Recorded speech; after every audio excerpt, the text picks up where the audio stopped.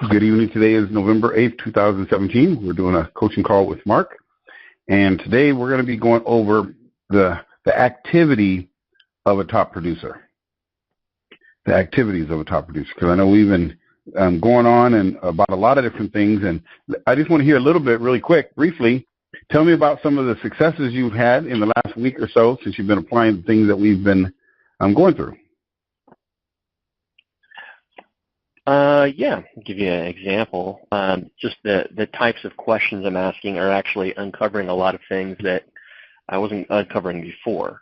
You know, in my line of business, when you're a banker, really the bottom line is, the goal is to help people with their total financial picture, not just certain aspects of it, but everything. You know, it's like the person who's, maybe a clothing, in clothing sales or retail sales, right? You keep digging until you get the no. So, and you keep offering other things until you get a no. And so a lot of times in the past, what I've done is I would stop when I think, okay, that's good enough. That's all I need to actually mention, or that's all I need to ask. And what I've been doing now is, because my mindset is different, and because I'm really interested in helping people with their overall finances in every area, it's leading me to the point where I'm uncovering a lot of things that before I wasn't, and it's leading to higher balances being brought in. We're also managing a lot more of my clients' money now, and the follow-up has been a key component of that as well, because not everybody in their first sitting is going to do everything with you. It takes a lot of follow-up, a lot of relationship building in order to get to that point, at least in my line of business. And so, especially when it comes to money, when you're handling people's money, it's not quite the same as when you're offering a specific product or a service, whereas somebody might, buy the product or service right off the bat. But with this, it takes a lot of trust, it takes a lot of time. But I'm finding I'm getting a lot of great success because of the time I'm taking to really learn about the person and what's important to them, and how that applies to their financial picture. So it's really coming to fruition. A lot of the things that I'm learning through this coaching and this training is helping me in applying it in my own job, because it's duplicatable and because it's constant. It's not a one-size-fits-all approach to everything, but the basics of really getting into that point where I'm getting to know people, getting to know what their needs are, and everybody is so different. It's really interesting. Everybody sees their finances in such a different way, in a different perspective. It's important to everybody, but it's funny what their priorities are. When you uncover what their priorities are, you really can tailor make a solution for them. It's really nice. It's a beautiful thing to see happening. That I'm able to come up with these things, whereas before I wasn't able to. Maybe because of lack of product knowledge, or maybe because of lack of I don't want to say of like real interest in my customers' finances, because I'm always interested in that. But I don't think I was looking at the overall picture, like their future, their present, and their past. So it's really helping a lot. I mean, a lot of things I'm learning with you, Stephen. It's going a long way. So thank you.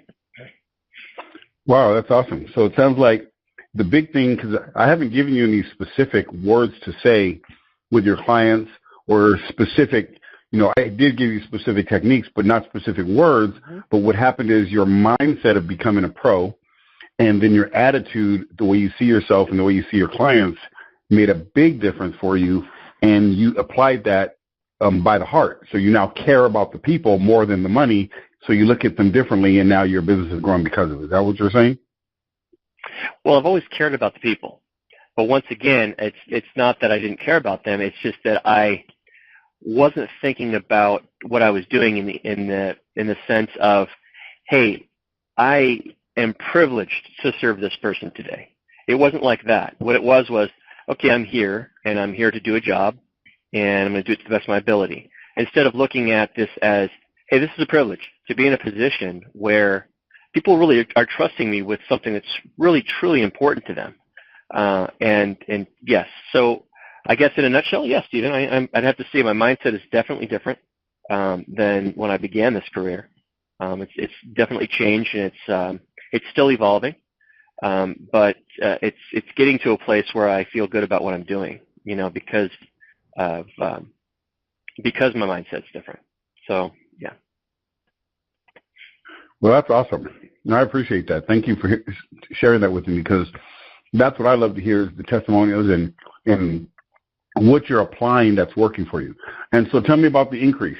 Have you seen an increase in sales, the amount of sales, or have you seen an increase in dollar amounts being deposited into the investments and things like that? So what have you seen as far as results? Not necessarily specific areas that I'm seeing growth in, but what I am seeing is I'm seeing an increase in the trust that people are giving me. And the reason I say that is because it is more specifically, yes, with the deposits they're making. They're bringing in more money than they did before. And I think that's because they see that I truly care about what their goals are and what's in it for them, what they want to get out of that interaction, what they want to get out of the relationship they have with the bank where I work. Because reputation is huge, yes, and the bank that I work for has done a lot to build a stellar reputation, and it's a very protected brand. But at the same time, when they come in, they're really looking at me because I represent the brand, but I also represent me, and so a lot of times what that translates into is, do I really trust this guy? Do I want him representing me and my money? If he's showing his expertise, if he's showing confidence, then I'm going to be confident in his ability to do the right thing for me and to also put my finances where they could do the most good and be the most beneficial for me. And so I think that's what's going on, is that is coming across a lot more than it used to, which is really helping. And I see that in the deposit growth that I'm seeing. So that's primarily where you can measure it the best. And what I'm doing is the more money that people bring in, it usually shows an increase in the amount of trust that they give an individual when they bring more money in. So that's it. Yeah, and that's great. And that's exactly what a person in the financial world is trying to do, trying to not necessarily make more sales, but getting the existing clients even to deposit more money, which is, in a nutshell, what the whole essence of a financial advisor or a person in the finance world is trying to accomplish, right? Pretty much, yeah. I mean, there really is not much else that we're really going for, other than helping people sometimes you have to help people get out of their own way, but the only way you're going to do that is if they trust you to begin with. And it's funny because there's a lot of people that take advice from people that they really have no business giving this advice to people because they don't have the expertise, they don't have the knowledge or the background. But it's amazing to me how many people actually listen to people that have no business giving the advice to begin with. I'm coming across that, and I'm not mentioning this to people in a negative way, but I think what's coming across now to people that are working with me now is they're starting to realize that they need to, put more of their trust in places that really know what they're doing. And I think that only comes across with working with at the individual level, working with the banker that comes across as confident and who knows what they're doing. And I think we talked about at the very beginning, the real basic things that you were talking about, Stephen, was about confidence, about competence, about, being unconsciously competent in what you do.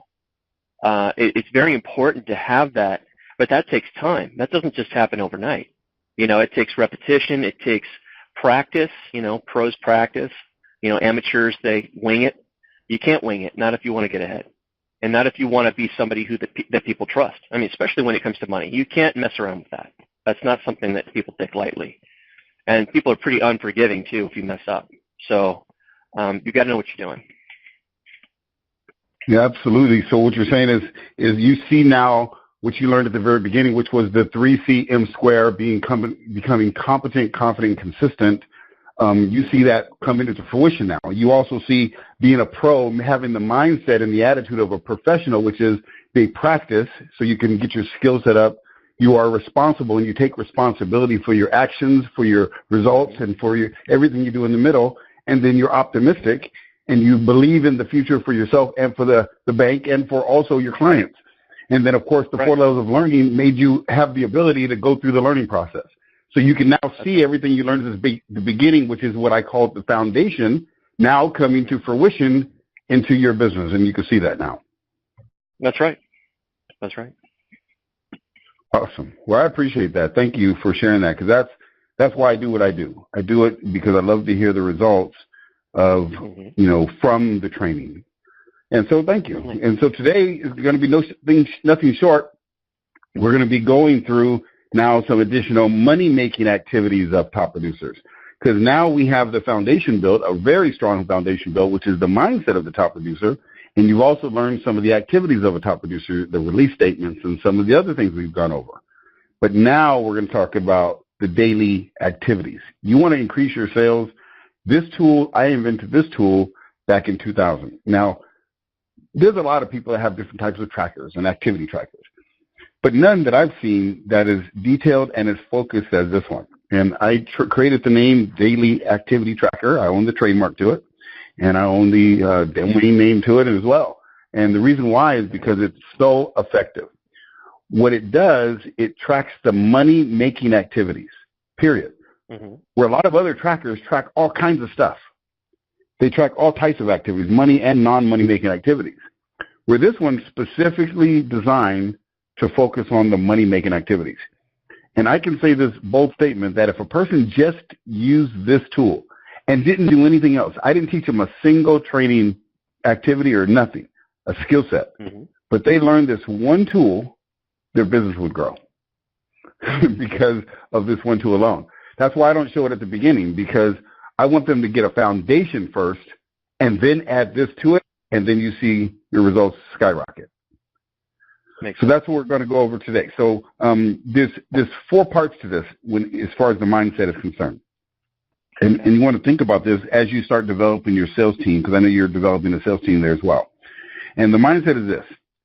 Top producers in sales have daily goals. Top producers have daily goals. The average producers have weekly goals. See, a top producer will look at their day and say, okay, what do I got to do today to make sales? What do I got to do to generate more business today? They have daily goals. Average producers have weekly goals. This week, I'm going to make 5 sales. And then if you ask them, great, what do you have planned for today? Well, today, I got some follow-ups to do. I got some stuff to do. I got some paperwork I got to take care of. Great. So what are you going to do to generate those 5 sales today? Well, I'm really tied up today. Tomorrow I'm going to do it. And then it's always tomorrow. There's, a plan for the week. But there's no plan for the day. You understand what I'm saying? I do. Yeah. And then the low producers, the really low producers, they have what's called monthly goals. This month, I'm going to make 20 sales. I'm going to generate $5,000 this month. I'm going to close 4 more customers. Whatever. They have it for the month. And then you ask them, well, Greg, what you got going on this week? Well, man, this week is a hard week. I got a lot to do. I got all this stuff. Got meetings to go to. Great. What you going to do today to generate? Oh, man, today, you have no idea. I'm just so busy. Well, you can do any income producing activities? You can make any phone calls? Well, no, today I got, meetings and trainings. They're busy, but they're not working. And so that's why their income is low. Then you get to the end of the month, man, I missed my goal. Well, why did you miss your goal? Well, I don't know, man. I just had so much going on. Just busy. Playing the busy game, that's what I call it. And you'll notice this. You'll notice what stage your sales team are in as you start learning this process. And then the 4th stage is no producers, the ones that actually end up quitting, have annual goals. Well, this year I'm going to make $100,000. Great. Well, what you got going on this month? Well, this month, man, I'm going on vacation. I got stuff to do. Great. What you got going on this week? Man, this week, I just got a busy week. I got stuff to wrap up. I hear it all the time, but especially when we deal with entrepreneurs. Oh, today, what do you got going on today? Well, today, I'm going over here. I'm going there. I'm going to go talk to some people. I got to learn the comp plan. You got to use the product. And no money-making activities. And then they wonder why at the end of the year they have not an inch further than they were before. Right. So those are 4 things that you want to look for when you're starting to develop your sales team, and you can look for in yourself. And I'm no different than anyone else. Just so you know, I go through the same 4 processes myself. Sometimes I find myself in the minutia of all this stuff, because one thing about me, I am an idea guy. I mean, as you can tell, I can come up with an idea at the drop of a hat. And I come up with ideas left and right. And sometimes I'm sitting there and ideas will flow. And by the end of the night, it's 3 o'clock in the morning, and I've got ideas up the yin-yang and did nothing to prepare for the next day. Mm-hmm. And we got to be careful of that. So in the same way, you got to learn to focus on the money-making activities during money-making activity times. And the way that's done is by your schedule. You know the saying, I think I said it to you before. Do you remember the saying about your schedule? Yes. What is it? What doesn't get scheduled? Yeah, what doesn't get scheduled doesn't get done. Right. Yeah, very important. So when you're starting to do this daily activity tracker, you're going to see if you use this tool. And by the way, this is a demo one, a sample one, because this one actually has a typo. I'll actually get you the original one, the real one. This was one I couldn't find the real one when I was trying to send it to you, so I know where it is. I'll send you the original one. That's the final copy. This is actually normally a book. Huh? Mm-hmm. No, it looks good. Oh, no, I think there's no typo on that one. I think I sent you the original. The one I'm looking at is the typo. Yeah, yours doesn't have it. I can see I can see the watermark on it and everything. Yeah, it looks good. Okay, good. Yeah. So yours is the one that's fine. So what I would recommend you to do, number one, is make 52 copies of that. Mm-hmm. 52, which is one for every week. And then get in the habit of starting to use it, because whenever sales slump, all I do is one thing. I pick up my daily activity tracker and I start all over again. And then I stay focused on money-making activities. And it's almost impossible for your sales to go away completely if you focus on money-making activities. See, this is one thing I've learned over the years. When activity is tracked, activity increases. One of the things I learned, and this is a sentence I've said, and you'll learn to adopt this, is when you track your activity, your results increase. Just like when you track what you eat, you lose weight. When you track what you spend, you'll save money. True. When you track your activity, your results increase. Most salespeople don't like to track their activity because they're not doing anything and they like to play the busy game, act like they're working. Right. So when I had my sales team, the way I trained them was this. This was my training process. I would train them on what to do. I would teach them the skill sets. Now, after I taught it to them, then I would say, okay, now the way we track our business is we use the daily activity tracker. So here's how it works. Make a book of 52 of these. And then I'd say, okay, at the beginning of a week, you write down your weekly goals. So if you notice there, it says weekly goals. Mm-hmm. So what you do at the beginning of every week, you write down your goals or what you intend on doing. Now, the intent is a goal. So you don't know the numbers yet, of course, because it's your goal. So number of new leads is number of new leads you're going to generate that week. In other words, maybe people that come in your bank that, had no intent of opening an account for an investment, but you were able to generate that and create that into a lead. Or maybe while you're out and about, doing other things, you can invite people to your bank and create a lead. So you have to have an intent. So you want to set a goal of how many this week I intend on generating. Mm-hmm. The second thing is number of new prospects. In other words, how to convert a lead to a prospect, which I've trained you how to do that. So now you can convert leads into prospects by using openers. And then the third one is number of phone calls you're going to make. If you do make outbound phone calls, how many phone calls you're going to make with the intent to convert leads into prospects or generate new leads. Mm-hmm. Maybe you're calling business owners. Maybe you have a special at the bank. Because I think I saw something at a bank or at your bank. I'm not going to mention the name, but I think you have a bank there that your bank has a special where there's $200 for a free account, for a new account or something. Mm-hmm. Yeah. So imagine you called up businesses and said, hi, my name is Mark from XYZ Bank, and we have a special thing going for your employees, and we wanted to make this offer for your employees. It's for small business owners and their employees, where they can get $200 cash for having a new account. Would you be open to allowing me to come by and talk to your employees about opening a new account with our bank and getting $200 cash? No, I'm open to that. Great. And by you allowing me to come, I'll bring you a new whatever. Give him a gift. I don't know what the gift is. Tell your manager I need a gift. And then you go talk to the owner. He lets you talk to all 30 employees about opening a new account, and boom, you just got 5 more accounts instantly. You just generated business out of thin air. Why couldn't you do that? You can.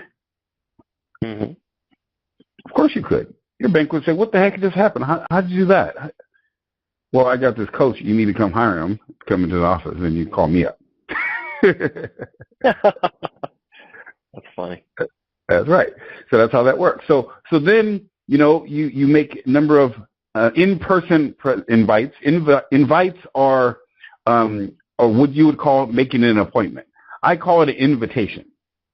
See, an invitation to take an advantage of an opportunity to get $200.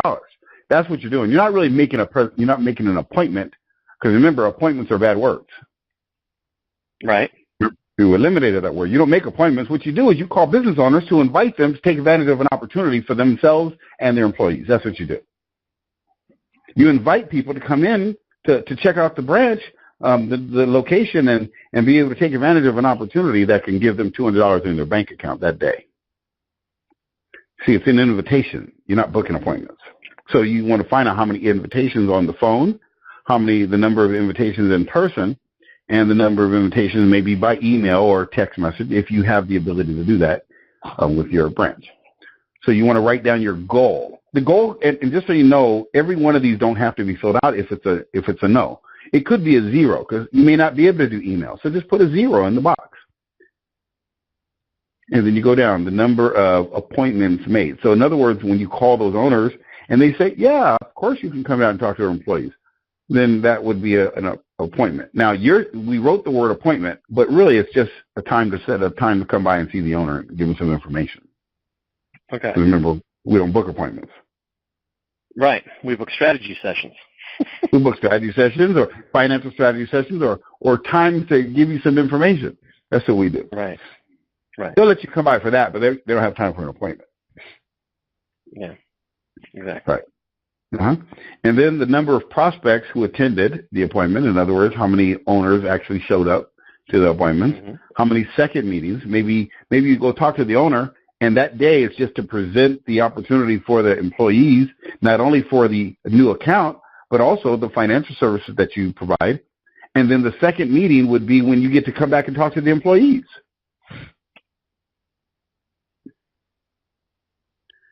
And then how many second meetings you scheduled, how many actually you held, in other words, how many you held that day, and then how many new customers you got.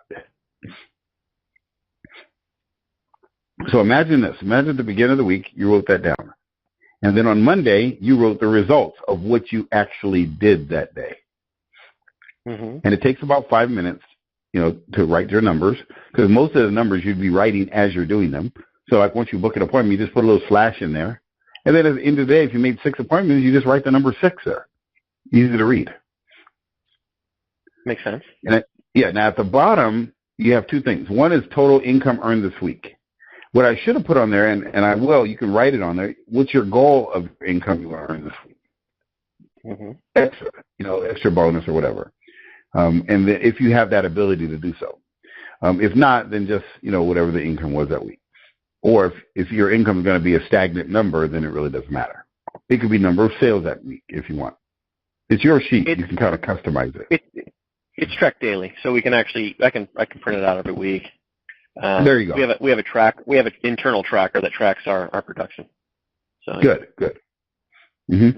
See, here's the thing though.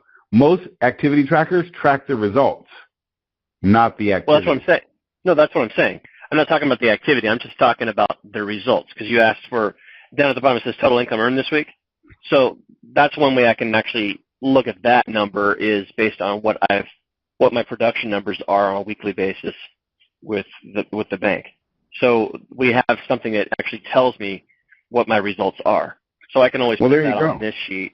Yeah. So. Yeah, there you go. That's awesome. So that solves that problem. There you go. So now here's how you use the telephone calling system at the bottom. This is a really important thing, especially as you start using it with your team. The way it works is this. You put a slash every time you dial the phone. And I don't care if you dial the phone and no one answers. It doesn't matter. If you dial the phone and no one answers, you put a slash. There's a little ledger at the bottom. You put a slash. If you dial the phone and you book an appointment, you put a circle. If someone says no and they're not interested, you put an X. Okay. Now I'm going to give you another little ledger that's not on here because I just learned this from the other day. If the receptionist says no, but you never talk to the owner, that doesn't mean no. That just means you need to get around the receptionist. So what I would do is I would put a D above the X. Mm-hmm. You see what I'm saying? So I would put an R above the X, not a D, a receptionist next to the X. So that means the receptionist said no, or they're not interested, even though she has no idea what you're talking about. Sure. So then, and the reason why this is so powerful, because what will happen is at the end of the week, we'll look at the sheet, and we'll see one of three things. One, you got 100 dials on there, 100 slashes, and you made 2 appointments, and you got 17 no's, decision maker no's, where it's just an X. Then I could say, wow, whatever you're saying on the phone is not working because you got a bunch of no's. So then I can help you revamp your phone presentation to the owner. If we look at that sheet and you got 100 dials and you've made 2 appointments or 1 appointment and you got 17 R X's that receptionist knows, now we know we got to help you get by the receptionist. So I can help you and train you on that. Okay. If I look at the sheet, if I say, okay, let's see your sheet this week, and you only got 2 dials, then what's the problem here? You didn't make any dials. Well, I was just so busy. Well, great. How much time in your calendar did you book for dials? None. Well, there you go. What doesn't get scheduled doesn't get done. Right. You have scheduled the time to make calls. You see, and then if you look at the sheet and you got 48 dials, you got 9 appointments with circles, and you only got 3 no's, I know whatever you're saying is working. That's awesome. Great job. See, with this tracking sheet, I'm going to tell you right now, if I didn't teach a person a single sales technique and you just use it every day, your results will increase. This is the best sales tracking system out there. And it's very simple, very easy, very duplicatable. It's not this complex system where you got to be online all day looking at your CRM. It's tech-free, so you don't have to be a tech genius to learn it. It's age-proof, so if you're old or young, it doesn't matter. Okay. So this is how I used to train my team. My team would come to me and say, Stephen, my business isn't working. I'm not generating the sales. Oh, really? Well, let's take a look at your daily activity tracker. Well, I didn't fill it out this week. Oh, you didn't fill it out this week? Okay, great. Well, I got the solution to your problem. Why don't we go ahead and fill out your daily activity tracker this week, and then next week we'll do training. Training's done. Have a great day. Mm-hmm. And then they would either go back and do the daily activity tracker, and if they do it, their results increase. If they don't do it, then we have a different problem. Why aren't you using the reason why they won't do it is because they're not doing anything. Right. And it's easy to see. You can't hide behind the daily activity tracker. Right. I call it the excuse eliminator. Yeah. It's the procrastination destroyer. So imagine having your team. Now, do you have a team right now? Me? Yeah. Yeah. They're partners within the branch. They're partners within the branch. Okay. So imagine if you had this with your partners. Now, do you get an override of your partners, or do you manage them, or how does it work? No, they're different parts of the company, but I do get whatever they bring in from my referral, I actually get paid on that. I see. Okay. Well, so this may not work as far as your team. As far as, let's say you were a manager and you had a sales team under you, this is a great way to be able to manage their activity. Mm-hmm. Yeah. But for now, just use it for yourself. Because you want to see some numbers. Are you still there? Oh, yeah, I'm here. Can you hear me? You just cut out. You were saying if you want to see some numbers, and then you stopped. I couldn't hear anything after that. I said if you want to see your numbers increase tremendously, just use this daily activity tracker for a month. Yeah. Okay. Yeah. So what's your thoughts about what I just shared about the daily activity tracker? I think it's a valuable tool. I really like the idea of, putting like a little slash across each telephone call that's made, circling an appointment that was made, that sort of thing. It's really nice. It gives you a nice visual of how productive you've been. It's really nice, or how productive you're being.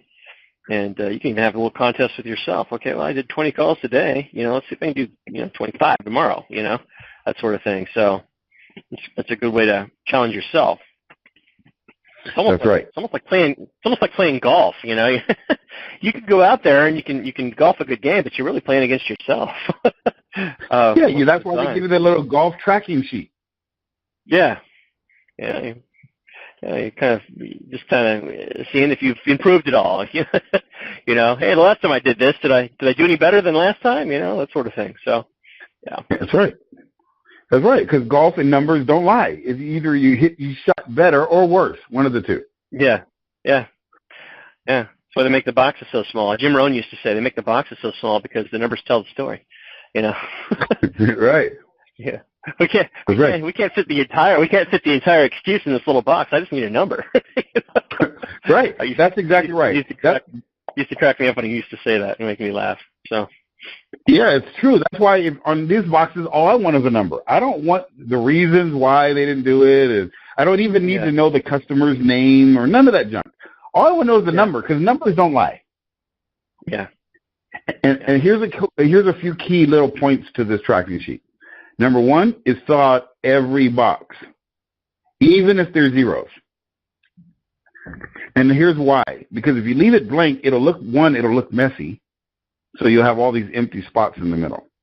The second reason why you want to fill out every box is because if you have a bunch of boxes, let's say you have phone invitations made. In other words, you tried to make appointments, but you didn't really make any. So you just kept that always blank, always blank, always blank. That looks better than if it had a bunch of zeros in there. Right. Because then when you start seeing all those zeros, you're like, man, I'm a loser. I need to start making some appointments. What am I doing? Yeah. You see, and then at the end of the week, you see total 0, 0, 0. Like, what the heck have I been doing all week then? Mm-hmm. So that's why you want to fill out every box, and then at the end of the week, on Sunday, sit down for 10 minutes and total it all. And then here's the key. Here's the kicker. At the very end, you ask the very simple question. Did I hit my goal or not? It's a yes or no answer.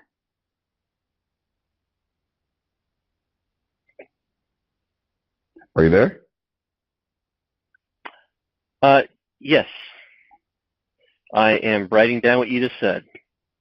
Gotcha. Sorry, I thought we were past the point where I had to tell you that I was writing down notes. No. What happened is my phone rang. Someone called me at the same time, and I hung up with it, and I couldn't tell if I hung you up. So that's why I asked the question. Okay, no problem. It went completely silent, and at the exact same time when I said hello. So that's why I wasn't sure. Oh, no. I'm here. Okay. All right. Yeah, so that's very powerful right there. If you write down at the end, did you meet your goal or not? Because if not, if you're not meeting your goal every week, you may need to either do one of two things: adjust your goals, because maybe your goals are too aggressive for your time allotted. Right. So if you're saying, yeah, I'm going to make 100 dials, but you really only have time to make 20 dials, then don't beat yourself up by having to know every week, because remember, you want to stay on the success cycle. Mm-hmm. So you want to consistently get yeses. But also don't make the goal so low that you automatically get yes. Yeah, I'm going to get one lead and one call, and then you automatically yes, and you just pump yourself up. You don't want to do that either. Still not working, but you look like you are because you got all the yeses. Right. That's deceiving yourself. You don't want to do that either. Right. Yeah. So using this is one of the most powerful tools I've ever used with a sales team. And when you get this down, life will change as far as your numbers are concerned. You can speed up your activity as fast as you want to.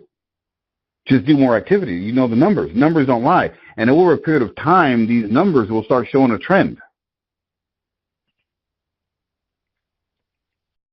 You'll be able to look back. That's why I want you to put them in a book. Get a 3-ring binder, hole punch it, put it in a book, and then every quarter you look at your numbers. Say, here's the numbers. The numbers don't lie. And then imagine walking into your boss and say, hey, Mr. Boss, this is what I did.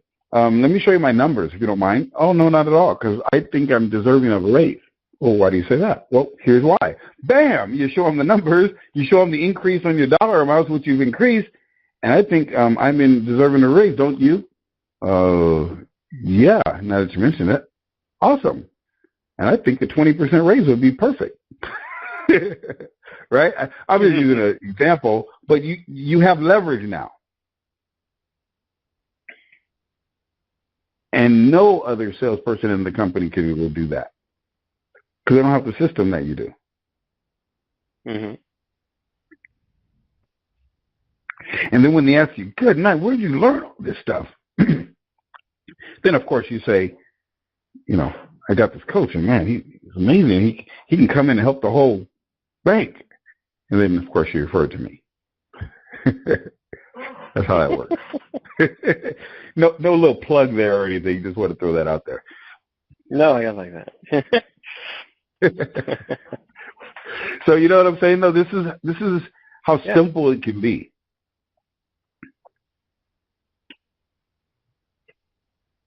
So what's your thoughts, ideas, or comments about this part so far?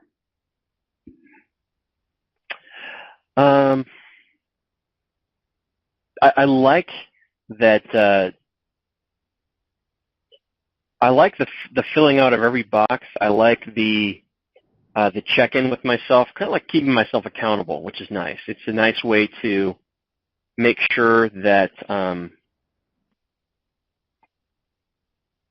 it's a nice way to make sure, just because you're the one who's actually responsible for yourself. I mean, it's like you said earlier. The pros are responsible. They're responsible for their own book of business. They're responsible for their own, their own future as far as how well they're going to do, how not well they're going to do. And I think that this is a great tool for anybody. I mean, really, in any line of any sales position, really. I like the fact that you encourage sales professionals to do this on a daily basis. I know a lot of people that spread it out over a week, a month, a year, probably because that's what a lot of times corporations have you do that and have you break it down into that. But I think the monitoring of the daily activity when you're micromanaging your success, I think that's really a key component is the daily. They kind of have us do that at the bank, not in the same way that your daily activity tracker is lined it up, but we do have, contact lists and things like that we work daily. And so that's actually a really good thing. And I like how this kind of works. This actually works really well it's not really, you're not really putting customers' names in there and stuff like that. I like how, I really don't want to use the term generic, but it's really the only term I can come up with right now that fits kind of what we're doing, because you're putting a slash, you're putting a number, you're not really putting names, notes about that particular call, that sort of thing. Really what you're doing is you're just looking at, hey, how many times am I doing this? What are my results as a result of, what's the outcome as a result of doing this many calls or this many introductions or this many presentations? Okay, it can even be that. And I really like that because, like you said earlier, and like other people that are sales coaches also say, and I've heard this before too, is that the numbers don't lie. That the higher the numbers, the higher the probability that you're going to have better outcomes. But it doesn't mean you're not just blindly dialing and talking to 100 people. I mean, there's a process, there's content, there's doing it the right way.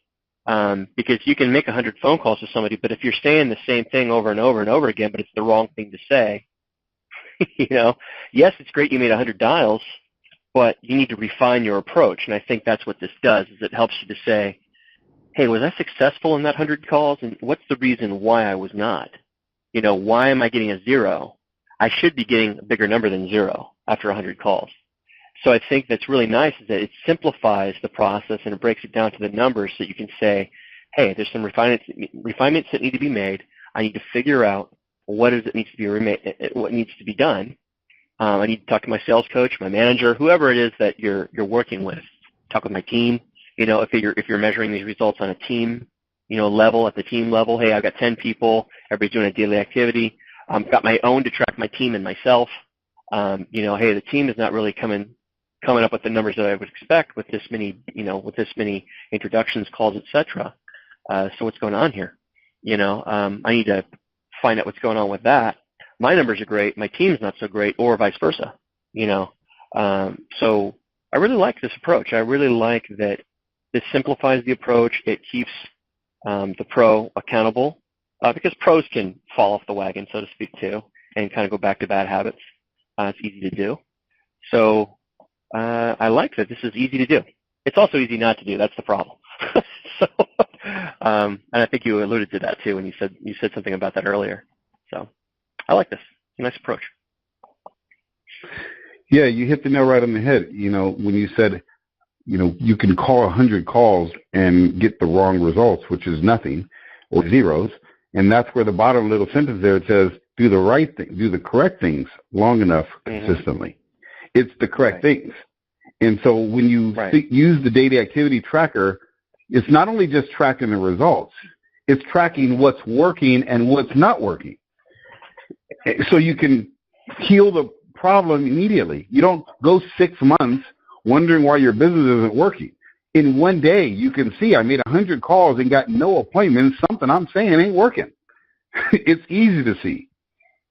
You can make 10 appointments, none of them show up. Whatever I'm saying is not working. And then you can stop the bleeding immediately. You don't have to have the bleeding go on for 2-3 weeks and then get fired from your job and not know why. This is the best tracking system for salespeople because it has eliminated all the fluff, all the extra stuff that people want you to track. You can track that through your CRM. You can track that on your other systems and all that junk.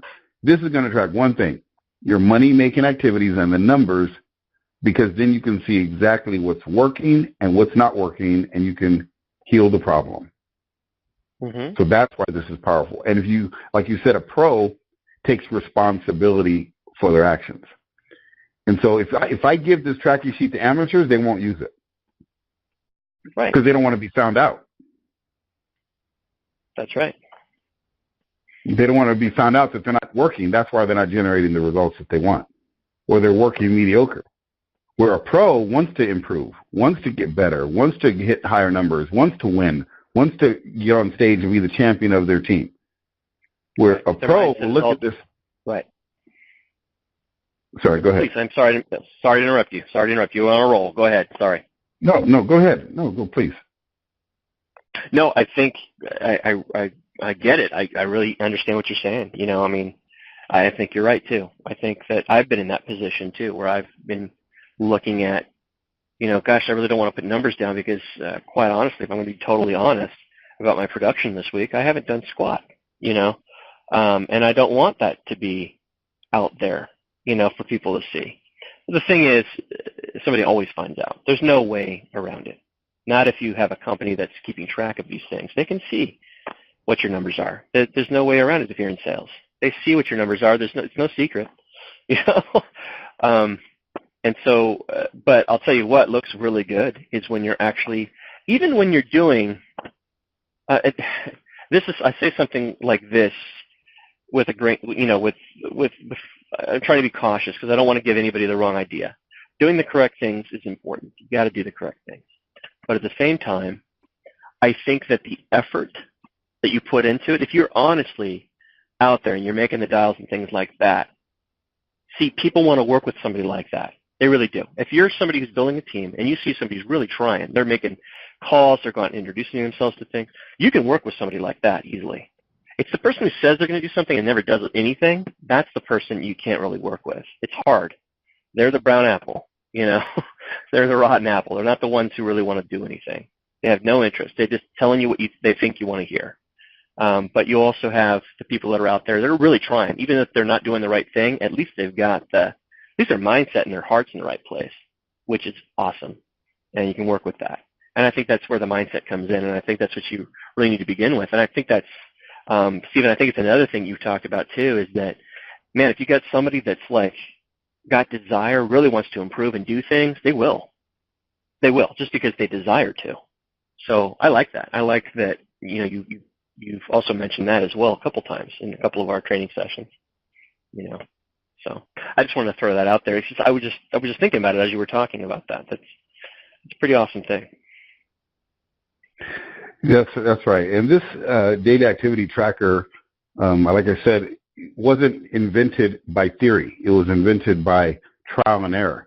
You know, when I first created this, it had a lot of other fields on it. And over time, I was able to narrow down what are the minimum amount of fields and systems that they can track to get maximum results. And yeah, a pro will use it to their fullest and get themselves on track. Now, what will end up happening is they'll use it and they'll see themselves, they'll get exposed, and then the results will increase. Because like you said, any company can see your results. They look at the results and they don't care why it happened. All they do is they care that it happened, and you're either still with the job or you're out.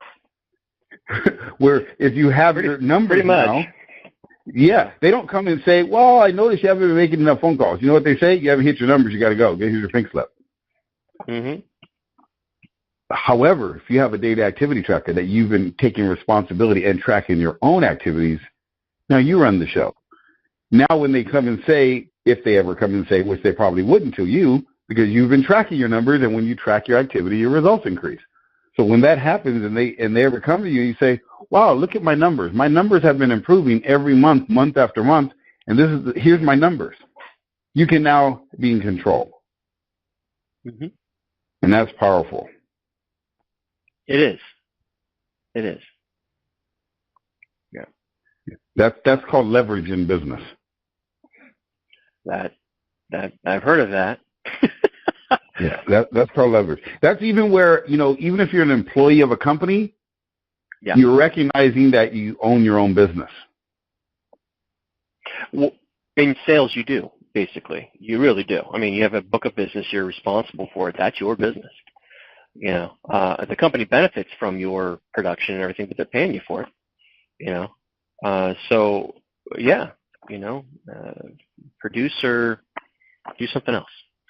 You know, so yeah, the mindset of a top producer is of anything. It doesn't matter if they're the receptionist. A mindset of a top producer as a receptionist will be the best receptionist they can be. The top producer of the janitor will be the best janitor they can be. They will make sure every corner is cleaned. The same mindset can stem all through a company, and it really doesn't matter. But the buck stops here. If there's no salespeople or the professionals that are attracting the clients, keeping and maintaining the clients, and generating the business, if they don't have the mindset of a pro to track their own activities, the results will suffer. Right. Mm-hmm. And so that's why this part is so important. And now it was the perfect time for you because, you know, we've been going through this training for a while now, and I think this was the perfect time for this because if we would have gave this too early, then it may not have applied. But now you've learned so many other skill sets through this training process that now you could see some amazing results in a very short period of time. What's your thoughts on that? My thoughts on that, I'm eager to get started, see, you know, where this goes. So, yeah. Can you see how by using this now based on where you are versus where you were when we first started the training and coaching, how it's going to make a big difference now versus having the fear of, oh, I don't want to see my numbers, I don't want to track. Can you see the difference in the mindset now versus then? Sure. Of course. Absolutely. Yeah, I think that's because now you're already competent, confident, and consistent. You already have the right mindset, and now you're eager to track your results so you can see where it's going. Right. Yeah, because some people, I've had some salespeople, and this is down the road if you decide to build a team or whatever, or attract other people, you got to be careful because some people think this is a weapon against them versus a tool to help them. Well, I think that you just talked about this not even 30 seconds ago. You said that if the person's not ready, you don't introduce this. So they've got to be willing to make the changes. They've got to want to make the changes. They have to have that desire to change before I think this would even really be useful to the person. You know what I mean? I think you already said it yourself. You said it like a minute ago, that if you didn't think I was ready to get this daily activity tracker, then you wouldn't have introduced it, So I think it's a big part of it, and I think you're right. You have to gauge when the person you're coaching is ready. You have to gauge when your team is ready. Team member, I would say, is ready. So I think that's valuable. It's paying attention to that, seeing where they're at. And, you're constantly assessing me. I know that because you ask questions a lot. What do you think of this? Where are you at with this? How do you feel about this? You're always asking me those questions when we're going through these coaching sessions. And it's valuable because it initiates the feedback that you're asking for. So you can actually either, coach me in a new direction, or you can actually, continue on course for what you already had planned. But I know you have a plan, Steve, and you always do before every call. You've got something, in mind for the next call, for the next, hey, is he at this level? Do I feel that he's ready for this next step? And I think that's good. I mean, and you've been doing it long enough where I'm sure you can assess it pretty quick. So. Yeah, absolutely. I'm glad you noticed that. There is 3 things I do, and this is something. As a matter of fact, this will probably be the last technique I give you for today, because you can use this along with your clients. That what you just talked about is something that I do, and I didn't even recognize I do it until you said it back to me. Because sometimes I have things in the 4th stage and you don't know it. Like when I tie my shoe, I don't think about how I'm tying my shoe. I just tie my shoe. It's in the 4th stage. So some of the things I do, I don't recognize I'm doing them until you repeat them back to me. And then I write them down. I'm like, yeah, that's right. I do that. So here's what I do, and this is something you can use in your business. I ask you 3 types of questions. One of the types of questions is, what do you think about that? So like I ask you, what's your thoughts on what I just shared? Because I want to hear what you're thinking about it. Thinking is analytical. You have to analytically, how do you engage what I just shared? Because I've had some people say, wow, man, yeah, that's kind of scary. Yeah, I guess it does feel like sometimes you're holding me accountable, so I'm afraid to use it. So now I know where they're thinking. You understand? And I need to know that before I take the next step or which direction to go. And so that's the same way. That's a question you can ask your clients. What do you think about, a tool like that? Or what do you think about an account like that? Or what do you think about offering these types of benefits to your employees? What's your thoughts on something like that? Oh, yeah, I think that sounds like a good idea. Or, my employees, they really don't make a lot of money, so that's not really something that they'd be interested in. See, now you know where to go. Right. So that's one question. What's your thoughts? What do you think? So the word is think there. Yes, think questions. The next one is, how do you feel about that? How does it make you feel? Because you want to now know the emotional side of it. How do they feel about what you just shared? Because then the feelings will come out. Well, it does feel a little uncomfortable. I'm really feeling kind of overwhelmed right now at my job, so at my business. So right now it's probably not the right time. You're talking, or if I'm talking to someone about the data activity track, well, how do you feel about that? Yeah, man, I can feel the pressure, or man, I feel excited about it. Like you said, I'm excited about it. I can't wait to get going. I know you're at the right stage. So you ask, how do you feel questions? So feel is the word there. The third type of questions I ask are, anything you'd like to share, any thoughts, comments, or ideas? Thoughts, comments, or ideas. And the reason I ask that question, because now I want to hear the real skinny. what you're really thinking. You know what I mean? And it could be good, bad, or indifferent. And any one of those are okay. So I want to hear how you're feeling about it, what your thoughts, or if you have any comments, because you might have a comment about me. Well, Stephen, yeah, I appreciate everything you did, but, man, I feel like it's a big waste of time. I've never really had many people say that, but I don't think I've had anybody say that. But I'm just throwing that out there. That could be a comment someone could make. Sure. Yeah. So, and ideas. You know, this sounds like a great idea. Is it possible I can use this with my sales team? Or, you know what I mean? Or is this possible to use it even with my kids? You know, they might give you an idea that you never even thought of. So that's why I ask for ideas, because you give me great ideas. Because I ask for ideas. Does that make sense? It does. Yeah, so those are some great questions that you can ask your clients. Well, what's your thoughts about, you know, investing in this type of investment? Well, yeah, I mean, it sounds like it makes sense. Yeah, I mean, I'm open to it. Awesome. Mm-hmm. You know, how do you feel about that? You can ask, how do you feel about it? Yeah, I mean, I feel like, yeah, yes, transferring a certain amount of money over wouldn't probably be a bad idea. I think it'd be a good idea.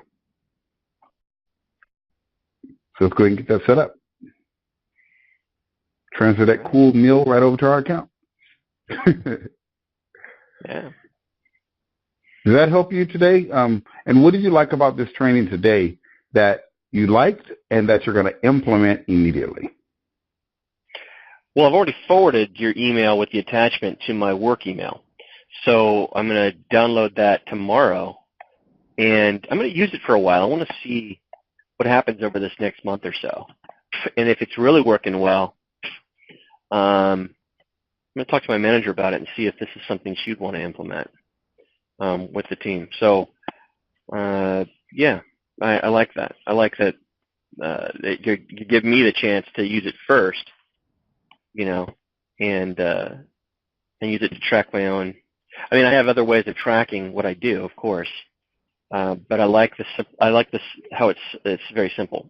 You know, it's a number, it's a slash or a circle. I mean, it's really easy to follow. So, and easy to use as a tool. So I like it. I like it a lot, actually. I got a lot out of this. I mean, there's a lot. I mean, you threw a lot of little tidbits at me today, so it's hard to hone in on one thing or one thing that really stood out, because everything tonight actually really has to come together to work. But I do like something you said about daily goals. I mean, let's get back to the basics of the call. The call was daily activity, right? Money-making activity. And I think having daily goals is going to be one of those other things that is a refinement in my approach that is going to make a big difference. You know, it's the small things. You mentioned this last week, is focus on the small things that are going to make a big difference. And I think this is one of those small things that's going to make a big difference. You know, inch by inch is a cinch, right? So that's one of the things that I think that anybody who's listening to this call, if you're going to use this recording to train somebody else, one of the things that they should pay attention to is that really is the philosophy behind the daily activity log, is inch by inch. You know, it's not mile by mile. You know, it's not, you're not being asked to do anything that's insurmountable. I mean, this is daily stuff. This is stuff that over time will build up, and it will really benefit the user more than anybody else. So I like this. I like this activity log. I like the daily activity tracker, the DAT. So that's right. You got to get that stuff done, right? Got to get that done. That's right. Got to get that done. That's right. All right. Well, Mark, I definitely appreciate this. Yeah, this training was very helpful for you, I can see, and it's definitely going to be helpful for you and your team. I do want to discuss something really quick with you after we're done, if you don't mind, before we hang up. But I'm going to stop the recording real quick.